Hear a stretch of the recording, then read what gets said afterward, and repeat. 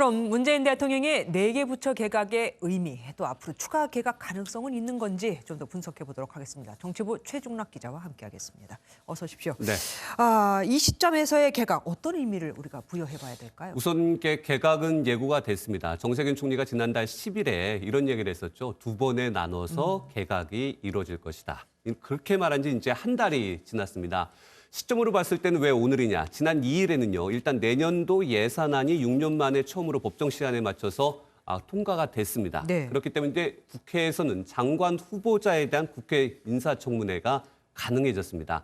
그럼에도 왜 지금이라는 부분에 대해서는 지지율이 역대 최저치를 보이면서 국면 전환을 위한 개각이라는 시선이 많습니다. 네. 어제 발표된 리얼미터 여론조사를 보면은요, 국정 지지도가 현 정부 출범 이후 처음으로 40% 밑으로 떨어졌습니다. 그러게요. 그리고 오늘 나온 갤럽 여론조사에서도요, 39%를 보이면 역시 역대 최저치와 동률을 이루면서 청와대는 그야말로 긴장감이 어느 때보다 높았습니다. 그렇기 때문에 국민의힘에서도 계속되는 부동산 정책 실패, 그리고 추미애 법무장관과 윤석열 검찰총장의 대립으로 인한 부정적 여론, 이것을 돌파하기 위한 국면 전환용 개각이다. 이렇게 비판을 하기도 했습니다. 하긴 청와대는 이 지지율 40%대에 굉장히 신경을 많이 쓰고 있더라고요. 그렇죠. 개각 대상자도 한번 볼게요. 대통령의 핵심 측근이라고 할 수 있죠. 전해철 의원이 이번에 또 발탁이 됐습니다. 네, 우리가 이제 문재인 대통령의 핵심 측근이라고 해서 우리가 삼철이라는 표현을 하죠. 양정철, 이호철, 전해철. 이름이 공교롭게도 모두 끝이 철로 끝나기 때문에 삼철이다 뭐 이런 평가를 하는데요. 그동안 최측근으로서 사실 정권과 거리를 두다가 문 대통령 임기 말에 이제 전해철 의원이 발탁이 됐습니다. 전해철 행안부 장관 후보자는 검경 수사권 조정에 대한 역할을 할 것이다. 그리고 내년 4월 서울과 부산시장의 보궐선거를 중립적으로 관리하겠다는 포부를 밝혔습니다. 네. 이제 어떻게 보면은 삼철 핵심 측근 가운데 전해철 의원이 입각을 하게 되면서 그럼 이제 양정철 전 민주연구원장이 앞으로 역할과 행보 이제 다시 드러내는 거 아니냐 이런 거 활동에 관심이 쏠리고 있습니다. 예, 여성부 장관과 김현미 국토부 장관의 교체는 어떻습니까? 경질성 인사다 이렇게 해석을 해도 될까요? 둘은 조금 결이 달라 보입니다. 일단 이정옥 여성가족부 장관의 교체 앞서 기사에서도 나왔지만 예고된 경질성 인사라는 평가가 많습니다. 네. 바로 이 발언 때문입니다.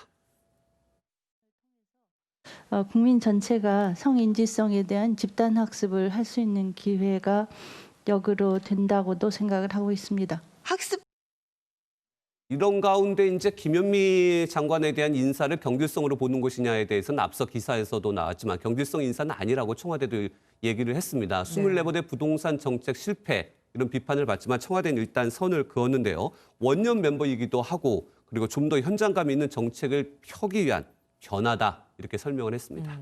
그럼 혹시 추미애 장관 또 윤석열 총장이 사태가 없었다면 네. 이런 여론이 악화되는 일이 없었다면은 김현미 국토부 장관은 유임됐을 수도 있다고 보십니까?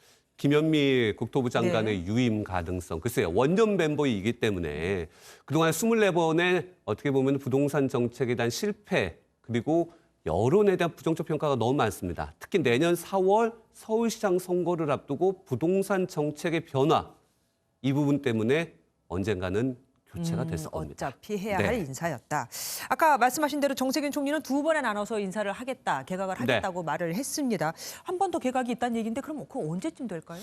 앞서 이제 황정 기자도 예상을 했는데 내년 초 가능성이 제기가 됩니다. 내년 4월에는요 서울시장과 부산시장 보궐선거에 출마할 가능성이 크죠. 네. 박영선 중소벤처기업부 장관 등의 교체가 예상됩니다.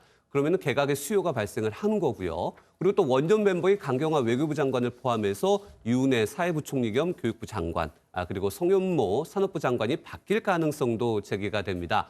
이 시점에는요 청와대 노영민 비서실장의 교체와 함께 청와대 개편도 이루어지면서 문재인 정부 이른바 이런 얘기를 하죠. 순장조 인사가 이루어질 전망입니다. 네. 이때 양정철 전 민주연구원장의 비서실장 발탁설도 제기가 됩니다. 최대 관심사였죠. 추미애 법무장관의 교체 여부. 결국 윤석열 검찰총장의 거취와 맞물려 있습니다. 따라서 다음 주 9일에는요. 공수처법 개정안이 국회에서 통과가 되고 만일 10일 윤석열 검찰총장의 징계가 어떻게 이루어지는지 그 결과를 볼 수밖에 없습니다. 윤 총장이 해임이 된다면요. 추 장관이 그동안 항상 했던 얘기가 있습니다. 관리감독. 본인이 그러면 관리감독에 대한 책임을 지고 물러날 가능성이 커 보입니다. 법무장관만 바뀌는 그래서 이달 말에 원포인트 개각 가능성도 제기가 됩니다. 다음 주가 또 분수령이 되겠다는 그렇죠. 얘기네요. 말씀 여기까지 듣겠습니다. 고맙습니다.